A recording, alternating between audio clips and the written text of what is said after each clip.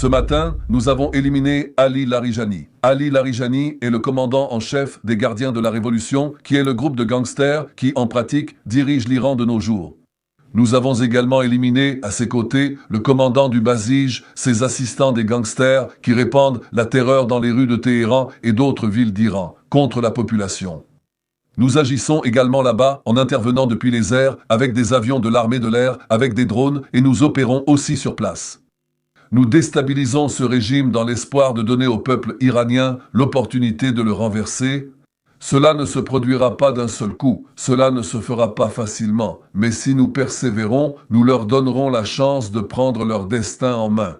En même temps, nous aidons nos amis américains dans le Golfe. J'ai eu une longue conversation avec le président Trump hier à ce sujet sur la coopération entre nos forces aériennes et navales, entre moi et le président Trump et son équipe.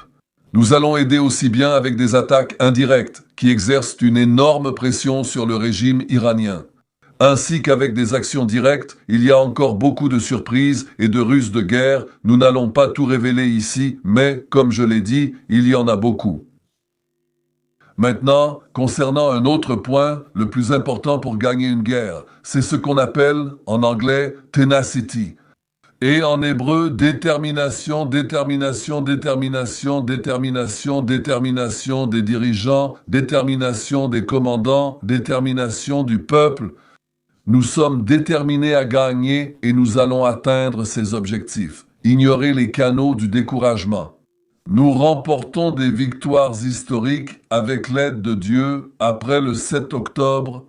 Aujourd'hui, nous sommes une puissance formidable, presque mondiale, aux côtés de la superpuissance alliée, luttant ensemble pour une grande victoire contre les menaces qui pourraient surgir contre nous. Quel autre pays possède ces capacités? Tout le monde ici est attaqué.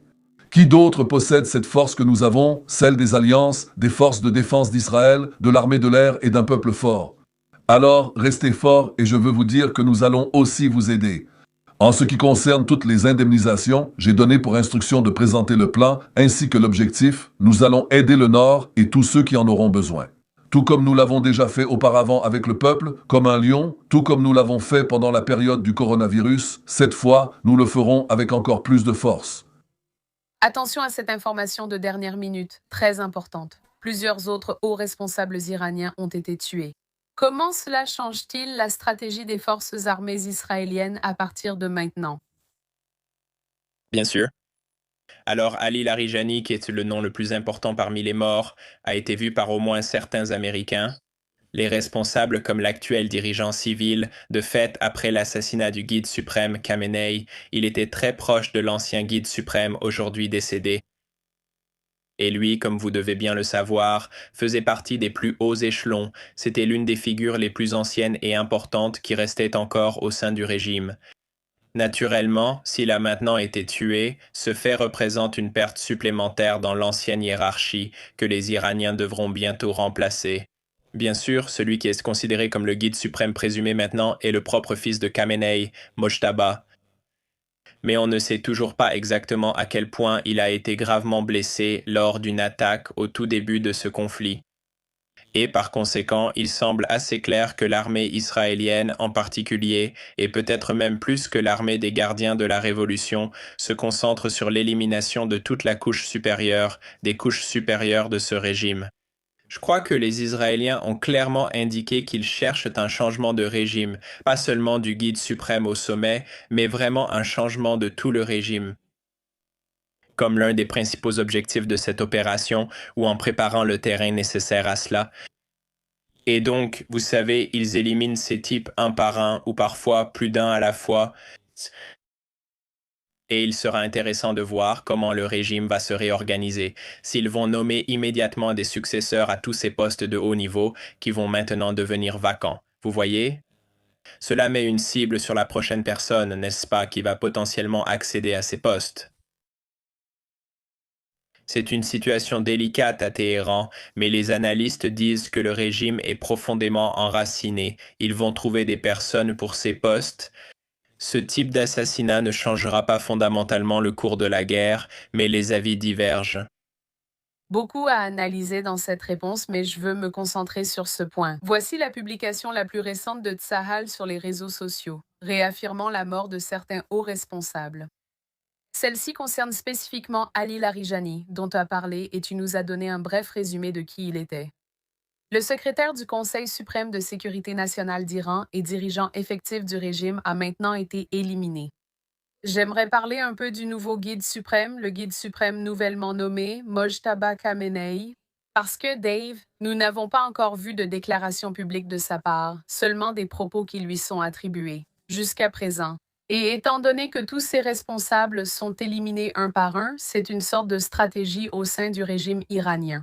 Quelle est la raison pour laquelle peut-être on n'autorise pas Mojtaba à faire cette déclaration publique et à être vu par le monde? Oui, donc, selon les rapports, il a été blessé précédemment lors du conflit. Le président Trump a déclaré publiquement que nous ne savons pas s'il est encore en vie. Je ne sais pas s'ils essaient d'une certaine manière de le pousser à apparaître pour prouver qu'il est en vie, mais en supposant qu'il soit vivant, et la partie iranienne affirme qu'en l'absence de preuves du contraire, ils ont décidé de le garder, ou il a décidé de rester caché dans l'ombre. Et on peut comprendre pourquoi, vous savez, tous ces autres hauts responsables se font éliminer. S'il se trouve dans un endroit où les Américains et les Israéliens ne savent pas exactement où il est, alors c'est probablement le meilleur endroit pour lui. Maintenant, s'il veut survivre et diriger ce régime à l'avenir, le président Trump a déclaré dans une interview à Axios que les États-Unis ne le considèrent pas comme un successeur acceptable. Il est considéré comme une partisan de la ligne dure. Et, vous savez, simplement remplacer un Khamenei par un autre n'est pas nécessairement quelque chose que le président Trump pourrait présenter comme une grande victoire. D'accord, je veux dire, c'est juste passer à la génération suivante de la même famille. Ils veulent évidemment des changements plus profonds au sein du régime que cela. Actuellement, il est officiellement seul aux commandes. À quel point il tire réellement les ficelles, s'il a une quelconque capacité de décision en ce moment, vous savez, assis ici à Washington, il m'est très difficile d'évaluer cela. Obtenir des informations depuis l'intérieur de l'Iran a été difficile depuis le début des manifestations, en raison des coupures et autres obstacles. Il est difficile d'accéder à des informations. Dave, je veux aussi parler du fait que j'ai vu certaines informations disant que peut-être des responsables américains et iraniens pourraient reprendre les discussions ou, au moins, s'asseoir à la table des négociations. Évidemment, ces attaques ont eu lieu pour la première fois le 28 février. C'est à ce moment-là que les négociations nucléaires entre ces deux pays ont échoué.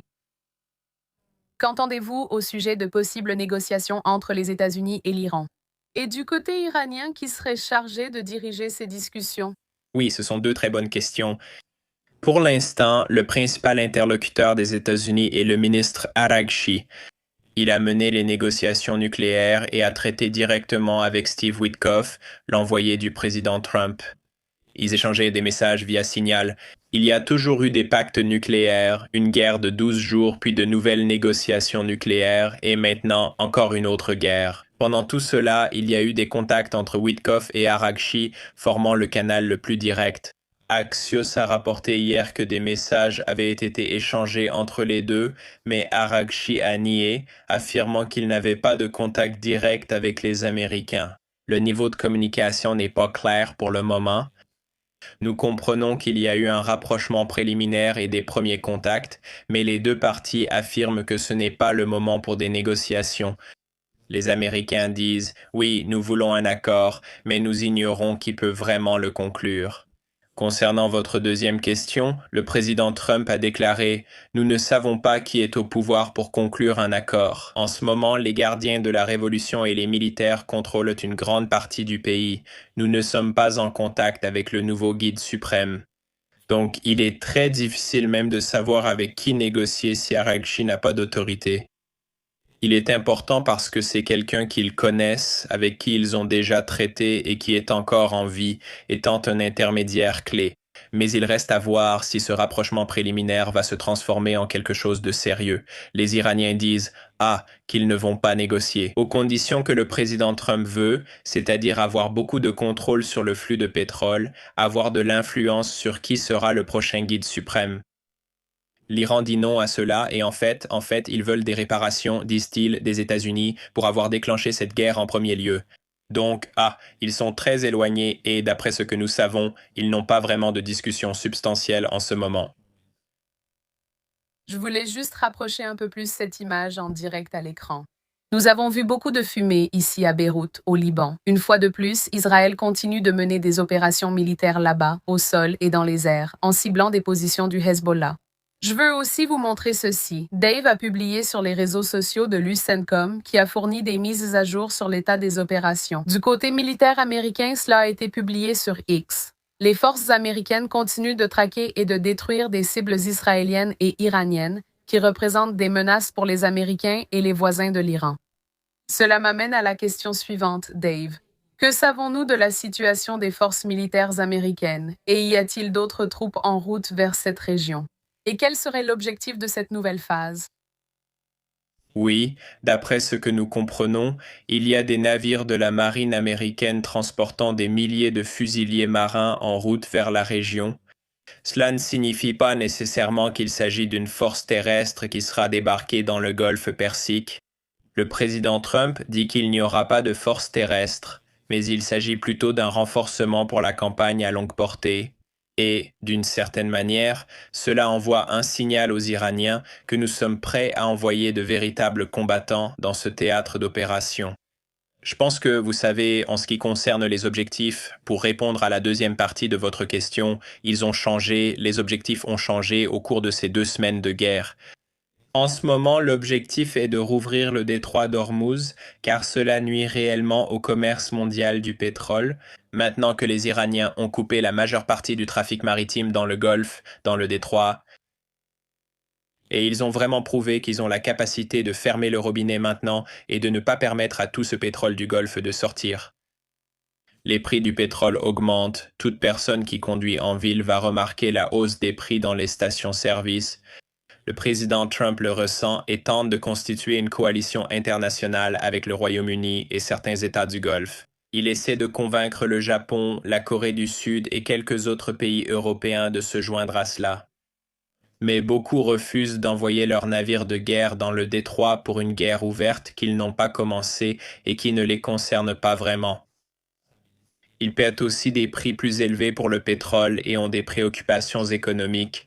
Mais beaucoup de pays ne sont pas intéressés à s'impliquer, vous savez, à mettre potentiellement leurs forces en danger pour aider à escorter des navires par ici, ou pour, vous savez, aider à neutraliser les mines que les Iraniens pourraient poser dans le détroit. Donc, il y a quelque chose d'important qui se passe. Le président Donald Trump a déclaré que la marine militaire iranienne continuerait d'être anéantie. Ils vont attaquer, vous savez, les sites militaires iraniens qui se trouvent à portée du détroit pour essayer de rendre impossible aux Iraniens d'attaquer de force les navires commerciaux. Et ensuite, ils vont essayer de former cette coalition qui, avec les États-Unis, va, vous savez, fournir un certain niveau de sécurité. Il reste à voir combien d'entreprises internationales de transport maritime et de pétroliers seront prêtes à tester ce système, même si les États-Unis le mettent en place. Vous savez, est-ce qu'ils vont déplacer leurs pétroliers par ici si l'Iran continue de menacer de les attaquer? La situation est très difficile à résoudre rapidement pour les États-Unis, mais je dirais que cela figure en tête de la liste des priorités du président Trump. Curieusement, et vous avez montré les publications plus tôt, je pense que pour les Israéliens, qui sont les partenaires des États-Unis dans cette guerre, ils semblent assez concentrés sur l'élimination des éléments politiques du régime. Les États-Unis sont très concentrés sur l'anéantissement de l'armée iranienne, sur le rétablissement de la liberté de navigation dans le détroit d'Ormuz. Les Israéliens semblent encore très concentrés sur le renversement du régime ou sur son affaiblissement autant que possible. Donc il y a deux objectifs en même temps en ce moment.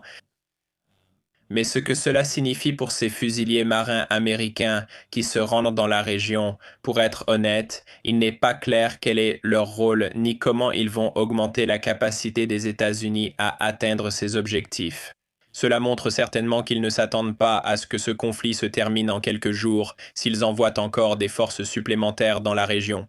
En ce moment, Je voulais souligner que le radar utilisé lors de la dernière intervention, voici une image en direct du détroit d'Ormuz. En ce moment, cela nous permet d'avoir une idée de la façon dont les navires se déplacent ou non et vraiment du trafic dans cette zone. Ah, Dave, nous avons couvert beaucoup de sujets.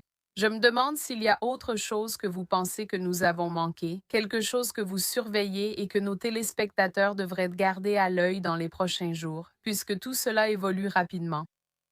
Oui, bien sûr, concernant l'aspect économique de la question, environ 125 pétroliers traversaient le détroit chaque jour. Maintenant, ce nombre est tombé entre 3 et 5.